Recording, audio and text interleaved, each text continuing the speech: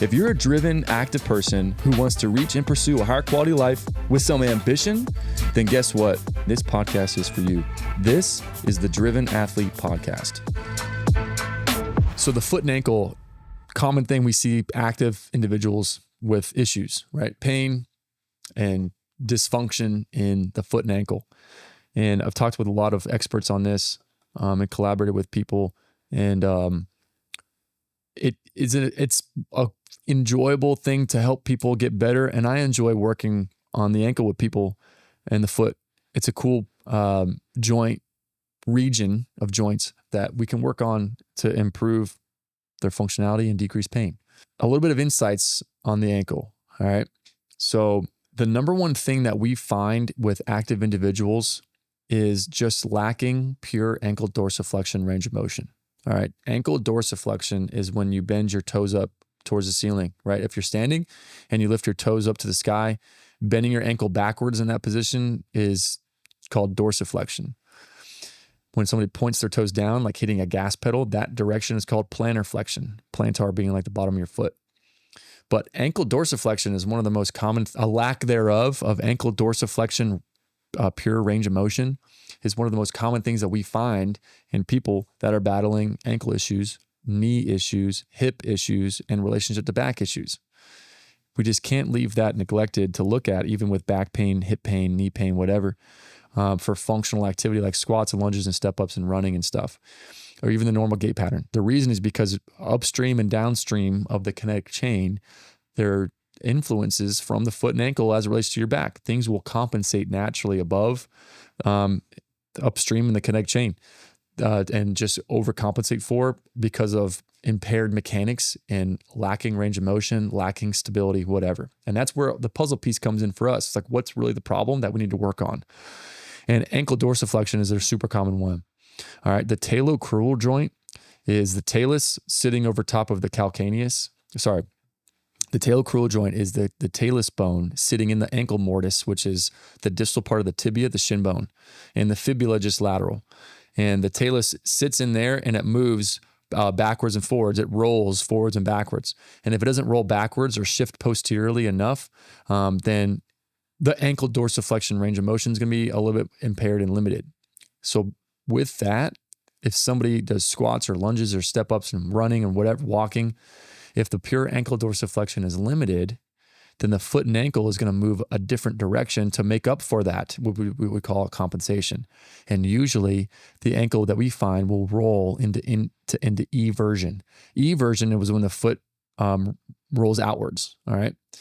Inversion is when the ankle rolls inwards. So an inversion ankle sprain is one of the most common ankle sprain injuries for athletes. Just like if they roll their ankle, they're usually rolling their ankle into inversion. Rolling into eversion is the opposite direction, where the inside of the ankle is getting stretched and the outside of the ankle is getting compressed or approximated. All right. So people will roll, athletes, active people will roll into eversion to overcompensate for a lack of pure ankle dorsiflexion. All right. So the ankles will kind of roll outwards. And with that, we have foot arch collapse. So the arch of the foot is a necessary thing for foot stability. More unlike against what most people might think, we can improve functional arch stability.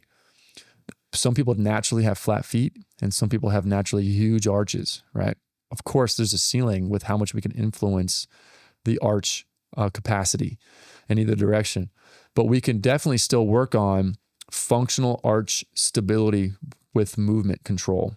With movement activities, I should say, running, walking, squats, and lunges and stuff like that. If someone's just slamming into eversion and their foot arch collapse, longitudinal foot arch collapse, that sets the stage for things to compensate again, right? So we see people that come in very frequently that are demonstrating a lack of ankle dorsiflexion.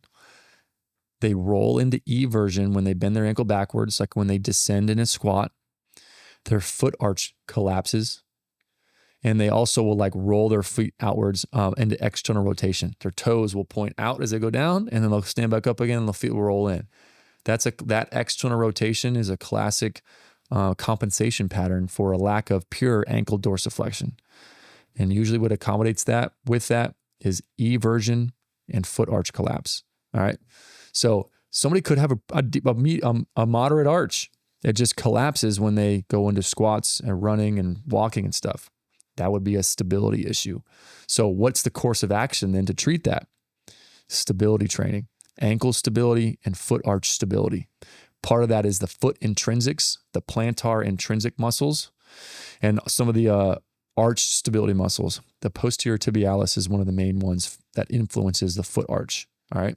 The posterior tibialis is a muscle that comes off of the shin bone, the tibia. All right. The back part underneath your calf muscle, deep to the calf, sits the posterior tibialis muscle, and it runs down the back of the shin towards the inside of the ankle, and it inserts on the bottom of the foot underneath the arch. And the navicular bone is a tarsal bone that has a big influence with that. All right. So if we're checking out like navicular drop, longitudinal foot arch collapse, rolling into eversion and rolling into external rotation, that's a classic pronation sign of ankle foot pronation, where stability plays a huge role with that.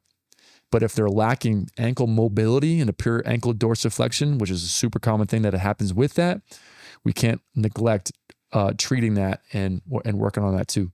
So we have to do manual therapy stuff to improve pure ankle dorsiflexion mobility, and then foot ankle stability exercises to maintain a better foot ankle posture and position with functional activity things that then will progress and translate into running, sports, agility, plyometrics, stuff like that. And as they naturally are enabled to have maybe more of a foot arch, a stable foot arch and stable foot and ankle, it'll translate better to maintaining that better stability with those functional activities, like sports-related stuff. This is stuff we work on with people very often. All right, conversely to that, all right. Oh, one more thing what that also does is, this is a common thing. People will have anterior lateral ankle pain. Anterior means forward, the front, and lateral means the outside. So the outside front part of the ankle will get impingement. We would call that lateral column compression syndrome. All right. So the outside of the ankle and foot and ankle tarsal bones will get compressed and approximated and butt into each other. If somebody consistently rolls into eversion under load with like squats and lunges and step ups and jumps and stuff like that, and they're just slamming their arch is collapsing, rolling into external rotation, rolling into eversion, the outside articulations, joints, and the tarsal bones are getting approximated with force, right? They're getting butted into consistently. We would call that lateral column compression syndrome. And that's ultimately a pure ankle dorsiflexion mobility problem and a foot and ankle stability arch problem. That's what we can work. So with that being said, that could be we could solve that. There's a course of action to work on those things. And that's what we do. We just have to figure out, is that really your problem? What is like the actual problem? Where are you compensating and what things do we need to work on, right? That's part of the investigation and evaluation process. Conversely with that, let's say somebody has a very high arch and a stiff foot. These feet are usually more stiff, all right? They're stiffer, they're more rigid, and they have a super high foot arch. Pes cavus is what we call it. Pes planus is arch collapse or a flat arch, a flat foot. Pes cavus, super high arch, very stiff. We would call that a supinated foot, whereas the other one would be a pronated foot. This supinated foot has different compensation patterns.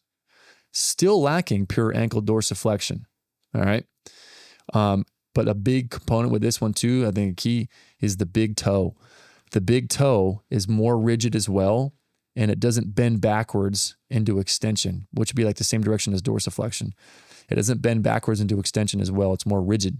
So we can't neglect working on the big toe extension mobility. The hallux is what it's called. So hallux extension mobility is a big issue with very stiff and rigid supinated feet. So with that being said, if somebody is high arch, they're lacking pure ankle dorsiflexion, they have a stiff supinated foot, and their big toe doesn't extend backwards well enough, they're going to roll laterally, and they're going to invert a little bit as they advance with the running gait pattern or walking gait. As they advance into toe off and terminal stance of their gait pattern, they're going to roll laterally over their foot. So that's a classic sign or indication and a thing that we find with super high arch supinated feet. And anterior impingement is a very common symptom, and big toe tightness is also a big common symptom. And considering that, let's say you have an athlete that runs a lot and they have a high arch that's very stiff, lacking pure ankle dorsiflexion, bending backwards, and their big toe, their hallux extension mobility is limited and poor as well. And they're going to roll on the outside of their ankle and roll the outside of their foot. And if they're a runner, they're putting undue consistent stress and load and pressure on the outside of their foot. One of the most common sites for a stress fracture is the fifth metacarpal. The fifth metacarpal it's not a big, heavy, thick bone, right? But it gets a lot of pressure and stress from the consistent pressure rolling into inversion or on the outside of your foot, the lateral part of the foot, with every step and every toe off and terminal stance of the running gait pattern. All right. So they're running on the outside of their foot. It's an indication, check that out. If you look at your shoes and where the sole is worn out, and it shows kind of like then where you're putting a lot of pressure and stress through your feet, is where the rubber on your shoes are getting worn out.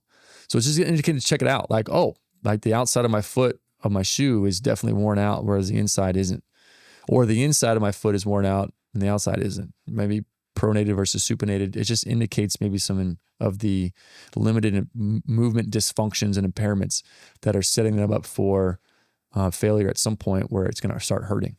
And then they come see us and they're like, that doesn't make any sense. I've been an athlete my whole life. All of a sudden now I didn't do anything different, but my foot's been killing me.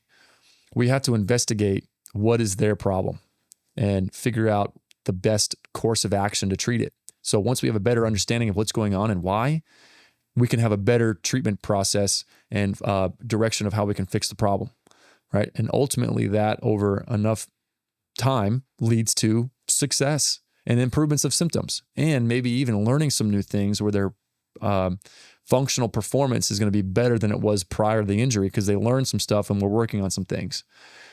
The other thing we can't neglect is there's a strong correlation with hip and glute strength and stability as it relates to ankle issues down the chain. So again, like we wouldn't be doing our job if we didn't investigate upstream some other stuff that contributes to the kinetic chain down to the foot with functional things like sports, agility, plyometrics, running, exercise, stuff like that. And there seems to be a strong correlation with hip mobility issues or hip and glute strength stability issues that aren't stabilizing proximally. Proximally means like towards up towards the center, up towards the attachment site, as best they could. So the foot and ankle is going to compensate again. So there's multiple things kind of contributing to the foot and ankle setting up for failure. So wherever somebody has pain, the site of pain is usually the area that's overcompensating the most. We would call that the more hypermobile area, or the area that's just overcompensating the most. All right, one of the two. So with that being said, the painful site usually isn't the problem. It's usually the victim. And we have to figure out, why is it overcompensating and what are the things that aren't helping enough? So we definitely need to fix the mobility impairments and dysfunctions, and then also work on the joint strength, stability, muscle recruitment strategies that are setting up for failure and making something else, the painful site, chronically overcompensate. So with that lens, that's how we usually solve problems the best and get long-lasting results for people, as in like, yeah, I've been doing my exercise, I've been doing stuff, and it hasn't hurt for many, many months. For a year, I haven't ran so much as best as I have, right? That's amazing. High five. If we're able to actually solve the underlying root cause of the problem, we get better, longer lasting results. And usually people that we see are motivated to like get better. So that means they're going to be more compliant with like doing these interventions on their own versus just like one and done when they come see us and never do it again. And they come see us again and that's it. But usually people follow through when they come see us. So it's just interesting lens. Like if we apply that lens and that's the diagnostic lens that we go through, it's just more fulfilling for us because we get people better, and then people, are able to like get back to their functional life, you know? So with the foot and ankle, that's a very common thing. Oh, one more thing I wanted to say. So with I forgot to mention this, pronated feet. We mentioned this, the big toe with supinated feet, but with pronated feet, we would call that subtalar hypermobile, and they're more hypermobile, more loose, less stable midfoot, all right, like their feet. What is the big toes role in that? Usually people walk in an externally rotated position and they push off of the medial part of their foot, whereas the supinated foot, they're rolling on the outside of their foot. Well, pronated feet, on the hypermobile foot, they roll on the inside of their foot, which consistently pushes the big toe in a lateral direction. And that's over a long period of time, what's been found is suggested that can increase the likelihood of risk of hallux valgus, which is the big toe when it points outwards.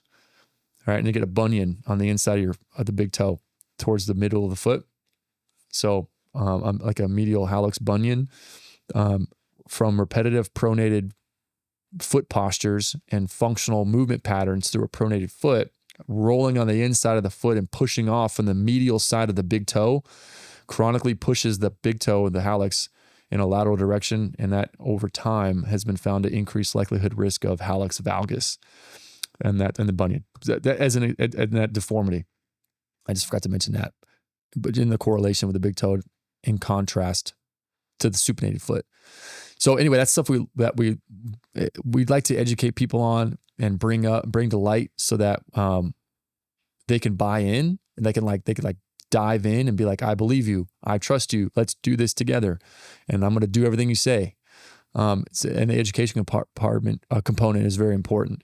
And then with a clear diagnosis, we can make a better judgment call on what course of action do we take to actually solve the underlying root cause of the problem. So with all that being said, to solving these problems, unless there's a major structural issue, I didn't mention surgery. I don't do surgery. We don't do surgery, but we've had great success with people where they maybe can avoid surgery. That's amazing, right? Would you want to avoid? Do you want to have surgery? I would hope people say no, right? But sometimes you need it. I don't hate surgery. And unless there's some kind of systemic issue or a severe structural abnormality that needs to be resolved structurally, then surgery isn't going to fix the problems we just described with upstream kinetic chain compensation patterns, lack of muscle glute hip stability recruitment, foot arch stability recruitment, foot intrinsic strength, posterior tibialis activation and strength, big toe extension mobility, and just dynamic hip, knee, ankle, foot stability as it relates to plyometrics and running and exercise and stuff. Surgery isn't going to fix that. It only fixes structural abnormalities. It's just something to consider. I don't hate surgery. There's a time and place for it for sure. I'm just suggesting there might be a different path. And please call us if you have any questions, because we can shed light on this stuff and maybe change a whole life trajectory for somebody that's been battling stuff like that. So don't hesitate to reach out. And I'm always open to questions, comments, concerns, and conflicting opinions. If you want to be a guest, if you know somebody might be a good guest, please reach out. We're always open to ideas and suggestions. I'll catch y'all next time.